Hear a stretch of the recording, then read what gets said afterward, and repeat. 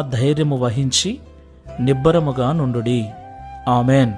నా ప్రియమైన సహోదరి సహోదరులారా, మనందరము కూడా మన అవసరతల నిమిత్తమై, మన యొక్క సమస్యల నిమిత్తమై దేవుని సన్నిధిలో ప్రతిదినం ప్రార్థన చేస్తూ ఉంటాం, ఉపవాసాలు ఉంటూ ఉంటాం, విజ్ఞాపనలు కూడా చేస్తూ ఉంటాం. దేవునికి మహిమ కలుగును గాక. మన ప్రార్థన, మన విజ్ఞాపన దేవుడు వినేవాడై ఉన్నాడు, మనకు సహాయం చేసేవాడై ఉన్నాడు. అందులో ఎలాంటి సందేహము లేదు. దేవునికి మహిమ కలుగును గాక.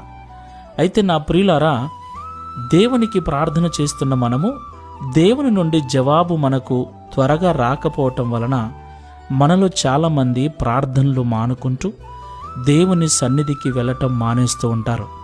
మరికొందరైతే దేవుణ్ణే విడిచిపెడుతూ ఉంటారు. ఇది చాలా బాధకరమైన విషయం ప్రియులారా. ఎందుకంటే నిబ్బరం ఉండాలి మనకు.